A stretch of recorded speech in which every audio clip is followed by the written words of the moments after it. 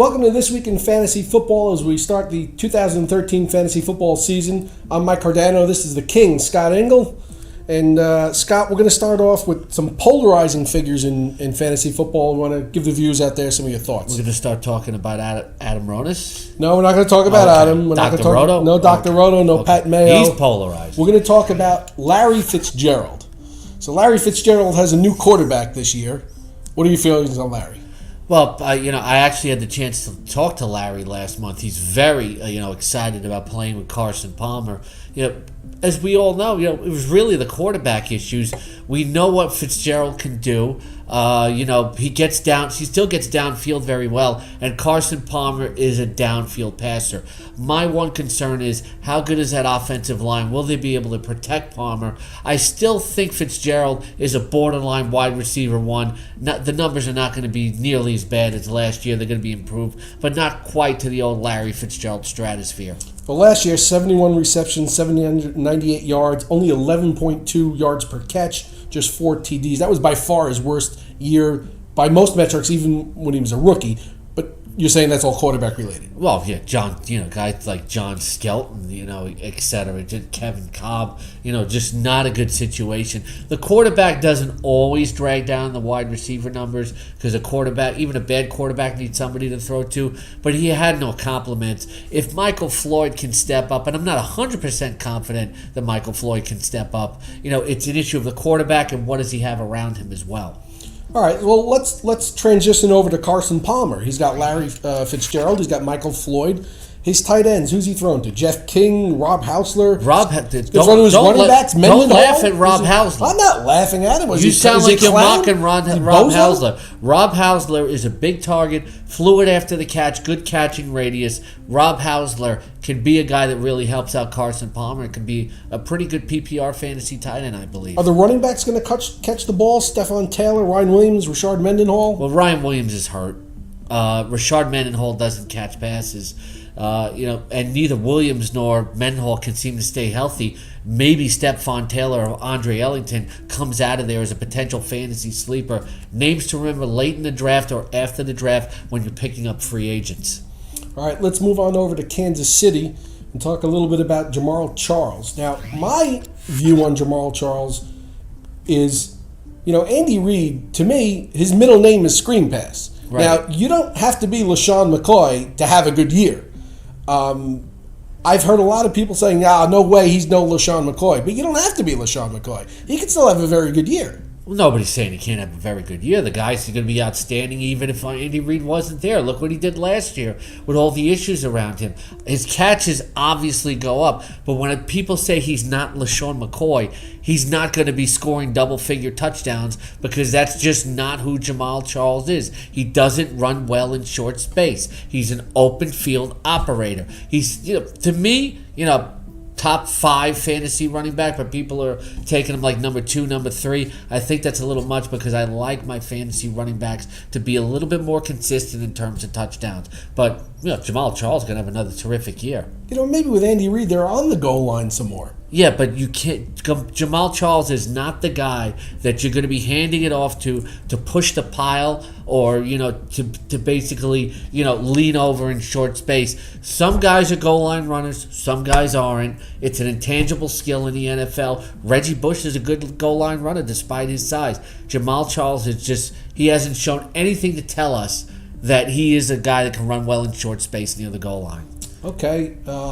Maurice Jones-Jr.'s foot injury, is he going to be a good goal line runner? I know you spent a little time with Maurice a couple of weeks ago. Look, we don't doubt MJD is a goal line runner. Is he healthy? In fact, MJD's saying he's healthy, and he wants to dispel all the doubters. He likes to do that. Not only does he have something to prove on the field, he's in a contract year. He's going to make the Jaguars pay for not giving him the money. Okay. Let's move on to the quarterbacks from last year, the group of young quarterbacks. I know Colin Kaepernick wasn't a rookie, but in essence, it was his rookie year in terms of playing time.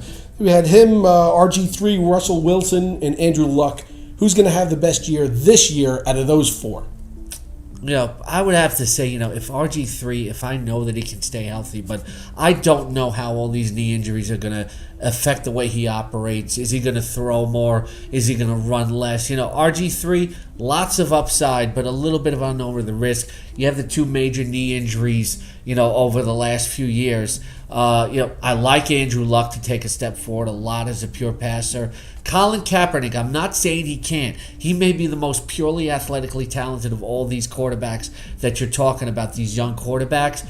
But without Michael Crabtree, he has to prove that he can move the ball consistently.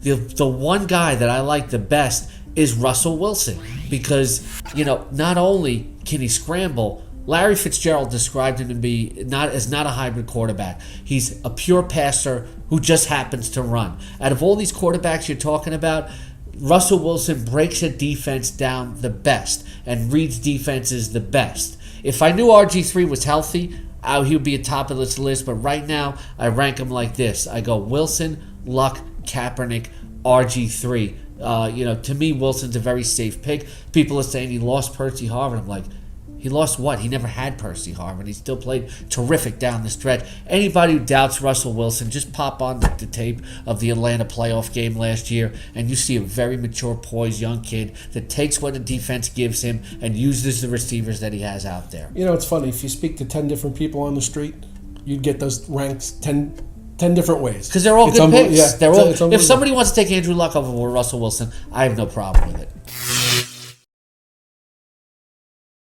Chris Johnson, is he CJ 1K or CJ 2K? More like CJ 1K. I know they improved the offensive line. They ended it. They've added some guys, but the problem with Chris Johnson is among all the top running backs, he has the worst vision, and I'm not talking. I thought you were going to say he has the worst teeth. He's got those. I'm not looking at his teeth, to see it behind the face mask. But, he has the worst vision. And I'm not talking about he needs contacts or glasses. Field vision, the ability to pick the holes and to make decisive cuts. Chris Johnson, from people I talk to in the NFL, not a high up football IQ. The guy is manually frustrating. Did you just insult him? What? Did you just insult the man's IQ? I'm just telling you what I hear. I said football IQ. I didn't say SAT score. We're going to have to watch this tape. All right, let's move on to the Steelers. Le'Veon Bell. What do you think about Le'Veon Bell? I like Le'Veon Bell. There's nobody battling him for the job. He is the man, Le'Veon Bell. That's why the Steelers draft him. He's guaranteed carries. The only thing is Isaac Redman. What? Isaac Redman is like he's like you. It's just like, moves very slow and doesn't make anybody miss. Le'Veon Bell is much more talented than Isaac Redman. They drafted Le'Veon Bell because they realized last year that Isaac Redman wasn't going to do anything. He's nothing more than a situational, change of pace, physical back. Le'Veon Bell has much quicker feet. He has much better vision. The only thing I worry about is can the offensive line consistently open holes.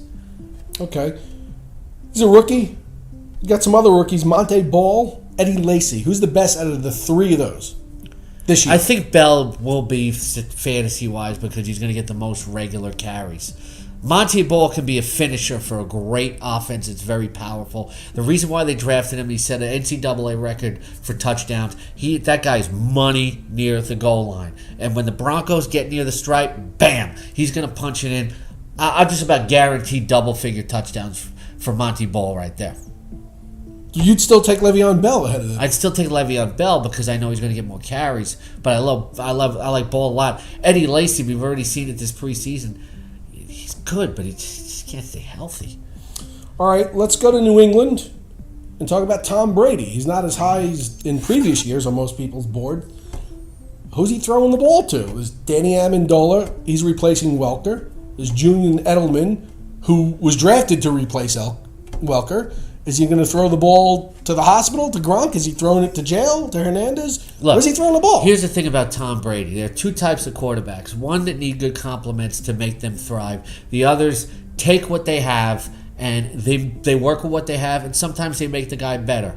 We've seen Tom Brady play with the likes of Rashae Caldwell and make them relevant. So Brady's going to throw to who's there because he's that great of a quarterback. Amendola is going to play the Welker role. Julian Edelman's probably going to be out there getting open, and he's going to throw the ball to him. He's small to be out there. Well, Wes Welker was small too. He was in the slot. It's not. Well, Julian Edelman will break down, but when he's out there, he's going to catch passes because Brady knows him and he trusts him.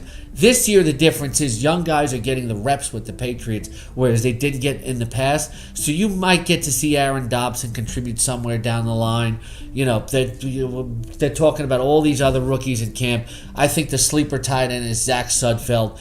Big, fast. Sal Paolantonio actually called him Baby Gronk. He is so impressed with him in camp. Do you think the running backs on the Patriots might get some more catches? Well, a lot of people are talking about Shane Vereen getting a lot more catches this year, but the problem with that is that I think opposing defenders are going to know that too. So let's not overrate Shane Vereen. I think he could be a very good flex in a PPR league.